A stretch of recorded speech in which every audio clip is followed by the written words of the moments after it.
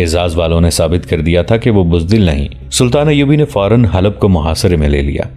حلب قریب ہی تھا۔ حلب کے اندر جذبے کی یہ کیفیت تھی کہ رات اعزاز کے شعلوں نے انہیں دہشت زدہ کر دیا تھا۔ انہیں یہ بھی معلوم تھا کہ ان کی فوج میں اتنا دم نہیں رہا کہ شہر کا دفاع کر سکے۔ انہی شہریوں نے کچھ عرصہ پہلے سلطان ایوبی کے چھکے چھڑا دیے تھے اور انہیں یہ محاصرہ اٹھانا پڑا تھا، مگر اب یہ شہر جیسے مر ہی گیا ہو۔ محاصرے کے دوسرے دن الملک الصالح کا ایک ایلچی سلطان ایوبی کے پاس آیا۔ وہ جو پیغام لایا وہ صلح کی پیشکش نہیں تھی، یہ ایک ایسا جذباتی پیغام تھا جس نے سلطان ایوبی کو جھنجھوڑ ڈالا۔ پیغام یہ تھا کہ نور الدین زنگی مرحوم کی بچی سلطان ایوبی سے ملنا چاہتی ہے۔ اس بچی کا نام شمس النساء تھا۔ یہ الملک الصالح کی چھوٹی بہن تھی، عمر 10-11 سال تھی۔ الملک الصالح جب دمشق سے حلب گیا تو اپنی بہن کو بھی ساتھ لے گیا تھا۔ ان کی ماں رضیہ خاتون بنت معین الدین یعنی نور الدین زنگی کی بیوہ دمشق میں ہی رہی تھی۔ وہ سلطان ایوبی کی حامی تھی۔ سلطان ایوبی نے حلب کے ایلچی کو جواب دیا کہ وہ بچی کو لے آئے۔ بچی آ گئی، اس کے ساتھ الملک الصالح کے 2 سالار تھے۔ سلطان ایوبی نے بچی کو سینے سے لگایا اور بہت روئے۔ بچی کے ہاتھ میں الملک الصالح کا تحریری پیغام تھا جس میں اس نے شکست قبول کر لی تھی اور سلطان ایوبی کو سلطان تسلیم کر لیا تھا۔ اس نے سلطان ایوبی کی اطاعت بھی قبول کر لی تھی۔ اس میں یہ بھی لکھا تھا کہ گمگشتگین کو قتل کر دیا گیا ہے، اس لیے ہرن بھی سلطان ایوبی کی ملکیت تصور کیا جائے۔ تم لوگ بچی کو کیوں ساتھ لائے ہو؟ سلطان ایوبی نے سالاروں سے پوچھا۔ یہ پیغام تم خود نہیں لا سکتے تھے؟ جواب سالاروں کو دینا چاہیے تھا، لیکن انہوں نے بچی کی طرف دیکھا۔ بچی نے سلطان ایوبی سے کہا، مامو جان، مجھے بھائی صالح نے بھیجا ہے۔ آپ اعزاز کا قلعہ ہمیں دے دیں اور ہمیں حلب میں رہنے دیں، ہم آئندہ آپ سے لڑائی نہیں کریں گے۔ سلطان ایوبی نے بچی کے ساتھ آئے ہوئے سالاروں کو غضبناک نظروں سے دیکھا۔ وہ شرط منوانے کے لیے زنگی مرحوم کی بچی کو ساتھ لائے تھے۔ میں اعزاز کا قلعہ اور حلب تمہیں دیتا ہوں شمس النساء، سلطان ایوبی نے بچی کو گلے لگا کر کہا اور حکم جاری کر دیا کہ اعزاز کے قلعے سے اپنی فوج نکال لی جائے اور حلب کا محاصرہ اٹھا لیا جائے۔ انہوں نے حلب کے سالاروں سے کہا، میں نے اعزاز اور حلب اس معصوم بچی کو دیا ہے۔ تم بزدل، بے غیرت اور ایمان فروش اس قابل بھی نہیں کہ تمہیں فوج میں رہنے دیا جائے۔ 24 جون 1176 عیسوی بمطابق 14 ذی الحج 571 ہجری معاہدے پر دستخط ہو گئے۔ سلطان ایوبی نے اعزاز اور حلب کو سلطنت اسلامیہ میں شامل کر لیا اور الملک الصالح کو نیم خود مختاری کی حیثیت دے دی۔ اس کے فوراً بعد سیف الدین نے بھی سلطان ایوبی کی اطاعت قبول کر لی اور مسلمانوں کی آپس کی لڑائیوں کا دور ختم ہو گیا، مگر قوم میں غدار اور ایمان فروش بدستور سرگرم رہے۔ قبرستان بہت ہی وسیع تھا۔ تمام قبریں ابھی تازہ تھیں، مٹی کی ڈیریاں بے ترتیب تھیں، کوئی اونچی کوئی نیچی۔ بعض قبریں ایک دوسرے سے مل گئی تھیں۔ میدان جنگ کی قبریں ایسی ہی ہوا کرتی تھیں۔ حماد سے حلب تک ایسے 3 قبرستان تیار ہو گئے تھے۔ یہ سرسبز اور شاداب خطہ اداس ہو گیا تھا۔ اس کی فضا خون کی بو سے بوجھل ہو گئی تھی۔ جہاں پرندے چہچہاتے تھے وہاں گدھ منڈلا رہے تھے۔ ایک ایسا قبرستان حلب کے مضافاتی علاقے اعزاز کے قریب تھا۔ قبروں کی مٹی ابھی نمناک تھی۔ سلطان صلاح الدین ایوبی کی فوجوں کا امام چند ایک فوجیوں کے ساتھ وہاں کھڑا فاتحہ پڑھ رہا تھا۔ اس نے جب منہ پر ہاتھ پھیرے تو آنسو اس کی داڑھی تک پہنچ چکے تھے۔ یہ خطہ بانز ہو جائے گا، یہاں کوئی پتا ہرا نہیں ہوگا، اس نے کہا۔ یہاں ایک ہی رسول صلی اللہ علیہ وآلہ وسلم کی اطاعت کرنے والے، ایک ہی کلمہ اور ایک ہی قرآن پڑھنے والے ایک دوسرے کے قاتل ہو گئے تھے۔ جس زمین پر بھائی کے ہاتھوں بھائی کا خون گرتا ہے وہ زمین سوکھ جاتی ہے۔ یہاں تکبیر کے نعرے ٹکرائے تھے، یہ سب مسلمان تھے، ایک دوسرے کے ہاتھوں قتل ہوئے، حق کے نام پر جانیں قربان کرنے والے شہید ہوئے اور باطل کے ساتھ ہی اس رتبے سے محروم رہے۔ یہ سب روز محشر اکٹھے اٹھائے جائیں گے۔ خدائے ذوالجلال انہیں یہ تو ضرور کہیں گے کہ خون جو تم نے ایک دوسرے کا بہایا ہے، اتنا تم مل کر اسلام کے دشمن کا بہاتے تو فلسطین ہی نہیں چین بھی ایک بار پھر تمہارا ہوتا۔ گھوڑوں کے قدموں کی ہنگامہ خیز آوازیں سنائی دیں۔ امام کے ساتھ کھڑے کسی فوجی نے کہا، سلطان آ رہے ہیں۔ امام نے گھوم کر دیکھا، سلطان صلاح الدین ایوبی آ رہے تھے۔ ان کے ساتھ سالار اور محافظ دستے کے 6 سوار تھے۔ قبرستان کے قریب آ کر سلطان ایوبی نے گھوڑا روکا، اترے اور امام کے قریب آ کر فاتحہ پڑھ کر انہوں نے امام سے ہاتھ میں لایا۔ سلطان محترم، امام نے سلطان ایوبی سے کہا، یہ صحیح ہے کہ یہ بھی مسلمان تھے جو ہمارے خلاف لڑے، لیکن میں انہیں اس قابل نہیں سمجھتا کہ ان کی قبروں پر فاتحہ پڑھی جائے۔ انہیں شہیدوں کے ساتھ دفن نہیں کرنا چاہیے تھا۔ ہمارے مجاہدین حق کی خاطر لڑے ہیں، انہیں آپ نے دشمن کے مقتولین کے ساتھ دفن کرا دیا ہے۔ میں انہیں بھی شہید سمجھتا ہوں جو باطل کی خاطر ہمارے خلاف لڑے تھے۔ سلطان ایوبی نے کہا، یہ اپنے حکمران کی فریب کاری کے شہید ہیں۔ ہم نے اپنے سپاہیوں کو اللہ کا پیغام دیا تھا، ان کے خلاف لڑنے والے سپاہیوں کو ان کے بادشاہوں نے جذباتی نعرے اور جھوٹا پیغام دے کر ان کے دلوں میں باطل کو حق بنا کر بٹھا دیا۔ ان کے اماموں نے انعام و اکرام لے کر سپاہیوں کو گمراہ کیا اور اللہ اکبر کے نعرے لگا کر اللہ اور رسول صلی اللہ علیہ وآلہ وسلم کے احکام کی خلاف ورزی کرائی۔ میں ان کی لاشوں کو ایک ہی گھڑے میں دبا کر یا کہیں پھینک کر ان کی توہین نہیں کرنا چاہتا تھا۔ ہمارے دشمن مسلمانوں کے جن سپاہیوں کو احساس ہو گیا تھا کہ انہیں گمراہ کیا گیا ہے وہ ہمارے ساتھ ہیں، اور یہ جو مر گئے ہیں ان تک روشنی نہیں آئی تھی، کیونکہ بادشاہی کے دلدادہ حکمرانوں نے ان کی آنکھوں پر پٹی باندھ دی تھی۔ پہلے آپ کو ہم بتا چکے ہیں کہ مسلمان امراء سلطان صلاح الدین ایوبی کے دشمن ہو گئے تھے۔ وہ خلافت سے آزاد ہو کر خود مختار حکمران بننا چاہتے تھے۔ ان میں ایک نور الدین زنگی مرحوم کا ایک بیٹا الملک الصالح تھا، دوسرا موصل کا امیر سیف الدین غازی، اور تیسرا گمگشتگین جو ہرن کا قلعہ دار تھا لیکن اس نے خود مختاری کا اعلان کر دیا تھا۔ ان تینوں نے اپنی فوجوں کی متحدہ ہائی کمان بنا لی اور سلطان ایوبی کے خلاف محاذ آرا ہو گئے تھے۔ صلیبی ان کی پشت پناہی کر رہے تھے۔ صلیبیوں کو ان کے ساتھ صرف یہ دلچسپی تھی کہ مسلمان آپس میں ٹکرا کر ختم ہو جائیں یا انہیں اتنا کمزور کر دیا جائے کہ صلیبیوں کے خلاف لڑنے کے قابل نہ رہیں۔ حکمرانی کے نشے، صلیبیوں کی دی ہوئی مالی اور جنگی امداد، شراب اور یہودیوں کی حسین و جمیل لڑکیوں نے ان امراء کو ایسا اندھا کر دیا کہ وہ سلطان ایوبی کے راستے میں اس وقت حائل ہو گئے جب نور الدین زنگی فوت ہو چکے تھے، اور سلطان ایوبی مصر سے یہ عزم لے کر آئے تھے کہ صلیبیوں کو عالم اسلام سے بے دخل کر کے قبلہ اول کو سلطنت اسلامیہ میں شامل کر لیں گے۔ 1.5 سال تک حماد سے حلب تک اس سرسبز خطے میں مسلمان کا خون بہاتا رہا۔ آخر فتح حق کی ہوئی، سلطان ایوبی نے فتح پائی۔ ان کے دشمنوں نے ان کی اطاعت قبول کر لی، لیکن سلطان ایوبی کے چہرے پر مسرت کی ہلکی سی بھی جھلک نظر نہیں آتی تھی۔ قوم کی عسکری قوت کا بیشتر حصہ تباہ ہو چکا تھا، اس لحاظ سے یہ صلیبیوں کی فتح اور مسلمانوں کی شکست تھی۔ صلیبی اپنے عزائم میں کامیاب ہو گئے تھے۔ سلطان ایوبی اب کئی برسوں تک بیت المقدس کی طرف پیش قدمی کے قابل نہیں رہے تھے۔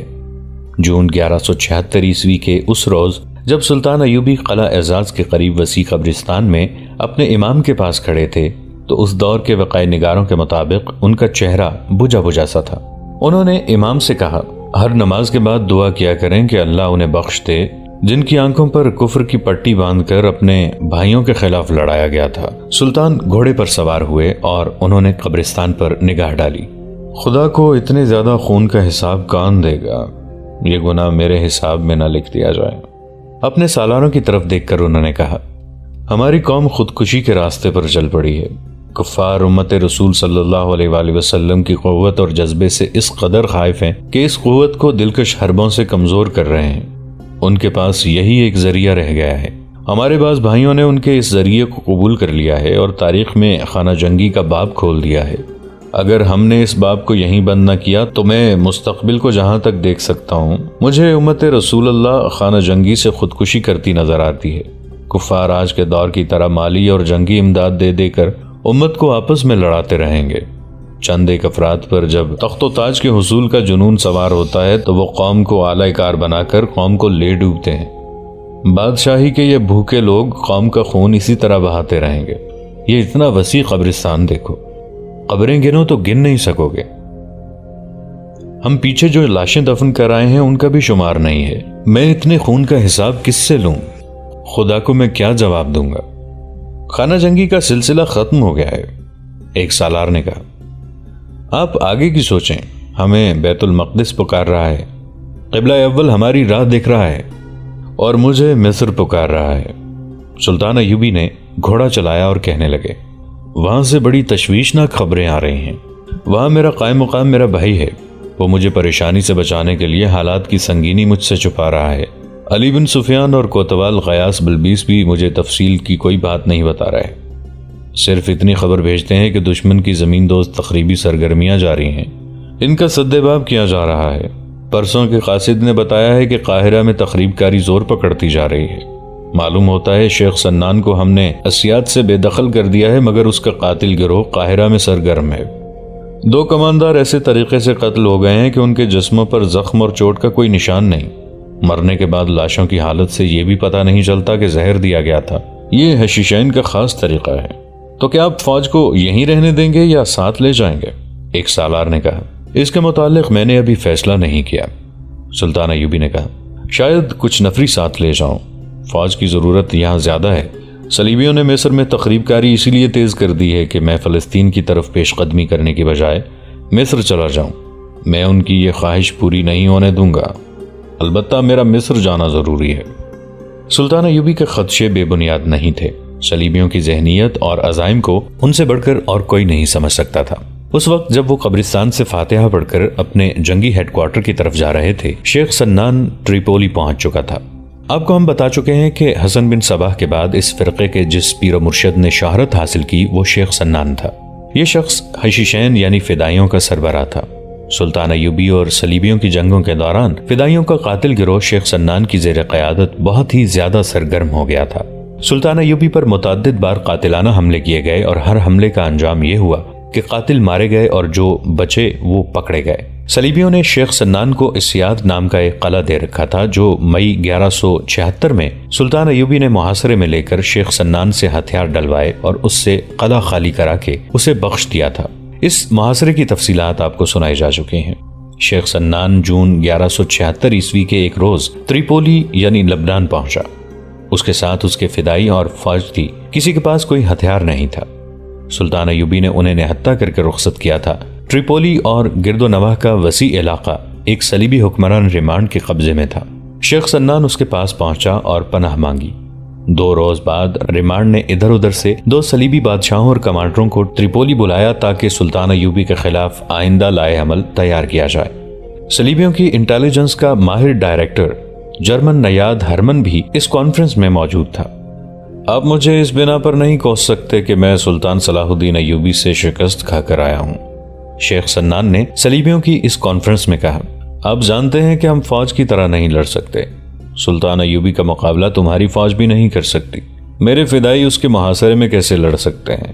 ضرورت یہ ہے کہ آپ نے سلطان ایوبی کے دشمن مسلمان امراء کو اپنی فوجیں دیں، وہ سب مل کر بھی اس کے سامنے نہیں ٹھہر سکے۔ شیخ سنان، ریمانڈ نے کہا، یہ ہم تک رہنے دیں کہ ایوبی کے خلاف ہمیں کیا کرنا چاہیے۔ ہم آپ کو یہ بتانا چاہتے ہیں کہ آپ نے اس کے قتل کے لیے جو 4 آدمی بھیجے تھے وہ بھی ناکام ہو گئے، مارے گئے اور پکڑے گئے ہیں۔ صلاح الدین ایوبی پر آپ کا ایک بھی قاتلانہ حملہ کامیاب نہیں ہوا۔ اس سے یہ ظاہر ہوتا ہے کہ آپ اپنے بیکار آدمی بھیجتے رہے ہیں جن کے مر جانے یا گرفتار ہو جانے سے آپ کو کوئی فرق نہیں پڑتا تھا۔ ہم آپ کو جو مرات اور رقم دیتے رہے وہ ضائع ہو گئی۔ صرف ایک صلاح الدین کے قتل نہ ہونے سے آپ کی رقم ضائع نہیں ہوئی، شیخ سنان نے کہا۔ میں نے مصر میں صلاح الدین ایوبی کی حکومت کے جو 2 حاکم قتل کرائے ہیں انہیں اپنی رقم کے حساب میں رکھیں۔ آپ کے 3 طاقتور مخالف سوڈان میں تھے، انہیں میں نے قبروں میں اتارا اور وہاں آپ کا راستہ صاف کیا۔ صلاح الدین ایوبی کے مخالف مسلمان امراء میں جو حلب میں الملک الصالح کے ساتھ تھے 2 صلاح الدین کے حامی ہو گئے تھے۔ آپ کے اشارے پر میں نے انہیں قتل کرایا ہے، اور اب مصر میں حاکموں کے خفیہ قتل کا جو سلسلہ شروع ہوا ہے وہ کس نے شروع کیا ہے؟ کیا آپ اسے بھی ناکام کہیں گے؟ ایوبی کب قتل ہوگا؟ فرانسیسی صلیبی کیوف لوزنیان نے میز پر مکہ مار کر پوچھا۔ صلاح الدین ایوبی کے قتل کی بات کرو۔ آپ نے نور الدین زنگی کو جو زہر دیا تھا وہ صلاح الدین ایوبی کو کب دو گے؟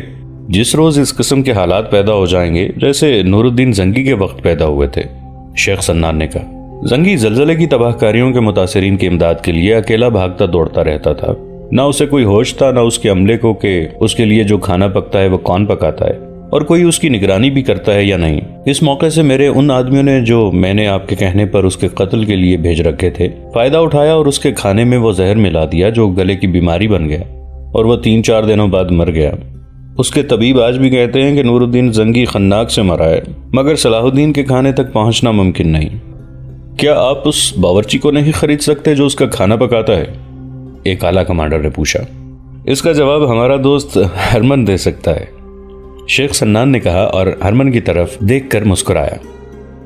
ہرمن جرمنی کا رہنے والا تھا۔ علی بن سفیان کی طرح جاسوسی اور سراغ رسانی کا ماہر تھا۔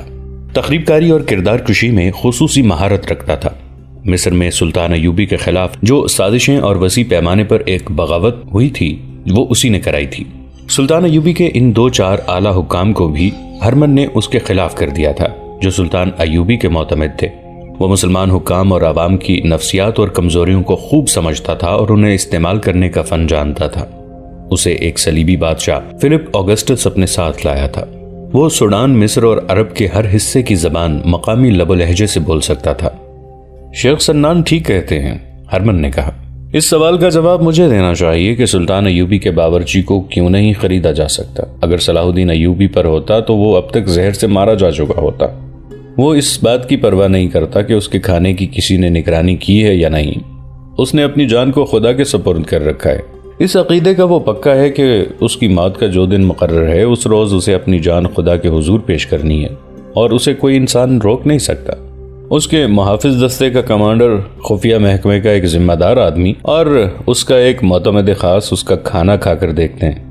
بعض اوقات طبیب آ جاتا ہے اور وہ بھی کھانا دیکھتا ہے۔ اس اتنی کڑی نگرانی کے علاوہ دوسری دشواری یہ ہے کہ صلاح الدین ایوبی کے باورچی اور دیگر تمام ملازم اس کے مرید ہیں۔ ان کے دلوں میں اس کی اندھی عقیدت ہے۔ ایوبی انہیں اپنے نوکر نہیں سمجھتا، ان کے ساتھ دوستوں اور بھائیوں جیسا سلوک کرتا ہے۔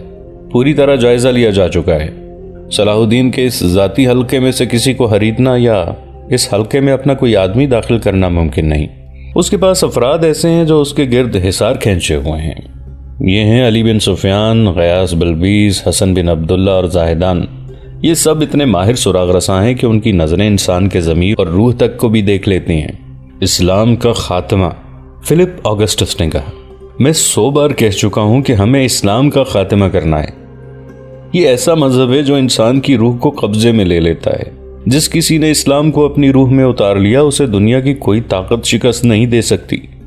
آپ سب نے دیکھ لیا ہے کہ سلطان صلاح الدین کے گرد جن مسلمانوں کا گھیرا ہے وہ مذہب کے اتنے پکے ہیں کہ تم زر و جواہرات سے اور اتنی خوبصورت لڑکیوں سے ان کا گھیرا نہیں توڑ سکتے۔ وہ مسلمان کچے ایمان کے ہیں جنہیں تم خرید لیتے ہو۔ انہوں نے اسلام کو اپنی روح میں نہیں اترنے دیا۔ تم نے دیکھا ہے کہ ہمارے کتنے بڑے بڑے لشکروں کو سلطان صلاح الدین ایوبی کے کتنے تھوڑے تھوڑے سپاہیوں نے کتنا نقصان پہنچایا ہے۔ جہاں ہمارے گھوڑے تھکن اور پیاس سے رہ جاتے ہیں وہاں صلاح الدین ایوبی کے سپاہی تھکن اور پیاس سے بے نیاز رہتے ہیں۔ اس قوت کو یہ لوگ ایمان کہتے ہیں۔ ہمیں ان کا ایمان کمزور کرنا ہے ہرمن۔ ان کے 1-2 امراء یا اعلیٰ حکام کو ہاتھ میں لینا بے شک ضروری ہے۔ اس سے آپ نے بہت فائدہ اٹھایا ہے، لیکن کوئی ایسا طریقہ اختیار کرو جس سے اس قوم کے دل میں اپنے مذہب کے خلاف بیزاری پیدا ہو جائے۔ پختہ عمر کے آدمیوں کے نظریات بدلنا آسان نہیں ہوتا۔ ان کی نسل کو بچپن اور لڑکپن میں اپنا نشانہ بنا لو۔ کچے ذہن کو تم اپنے سانچے میں ڈھال سکتے ہو، ان کے حیوانی جذبے کو بھڑکاؤ۔ یہودی یہی کام کر رہے ہیں، ہرمن نے کہا، اور اس محاذ پر ہیں جو کچھ کہہ رہا ہوں اس کے نتائج آہستہ آہستہ سامنے آ رہے ہیں۔ ایک دن یا چند ایک دنوں میں آپ کسی کے نظریات اور عقیدے نہیں بدل سکتے۔ اس عمل میں وقت لگتا ہے، ایک دور گزر جاتا ہے۔ یہ عمل جاری رہنا چاہیے، فلپ آگسٹس نے کہا۔ میں یہ توقع نہیں رکھوں گا کہ نتائج ہماری زندگی میں سامنے آئیں۔ مجھے پوری امید ہے کہ ہم نے کردار کشی کا یہ عمل جاری رکھا تو وہ وقت آئے گا کہ مسلمان برائے نام مسلمان رہ جائیں گے۔ ان کے ہاں مذہبی فرائض محض رسمی بن جائیں گے اور ان پر ہمارا رنگ چڑھ جائے گا۔ ان کی سوچوں پر صلیب غالب آ جائے گی۔ شیخ سنان، ریمانڈ نے شیخ سنان سے کہا، اگر آپ ہم سے اسیات کے قلعے کے بدلے ایک اور قلعے کا مطالبہ کریں گے تو ہم ابھی یہ مطالبہ پورا نہیں کر سکیں گے۔ ہمارا معاہدہ قائم رہے گا۔ قلعے کے سوا دوسری تمام مراعات آپ کو حاصل رہیں گی۔ اگر آپ ان مراعات اور مالی وظیفوں کو برقرار رکھنا چاہتے ہیں تو قاہرہ میں اور خصوصاً تمام تر مصر میں صلاح الدین ایوبی کی فوج اور انتظامیہ کی اہم شخصیتوں کا قتل جاری رکھیں اور سلطان ایوبی کے قتل کی بھی کوشش جاری رکھیں۔ سلطان کے قتل کے متعلق میں آپ کو صاف بتا دیتا ہوں، میں اس میں کوئی آدمی ضائع نہیں کروں گا، شیخ سنان نے کہا۔ اس شخص کا قتل ممکن نظر نہیں آتا۔ میں بڑے قیمتی فدائی ضائع کر چکا ہوں۔ مجھے یہ کہنے کی بھی اجازت نہیں کہ سلطان صلاح الدین ایوبی نے مجھے نئی زندگی دی ہے۔ دوستو، آج کے لیے اتنا ہی۔ اسی کہانی کی اگلی قسط کے ساتھ بہت جلد حاضر ہوں گے۔ نیچے کامنٹ سیکشن میں اپنی رائے کا اظہار ضرور کیجیے گا۔ हमारे इस चैनल को सब्सक्राइब करके नीचे मौजूद बेल आइकन को भी जरूर क्लिक कीजिएगा। अगली मुलाकात तक के लिए हमारा और आपका अल्लाह निगहबान।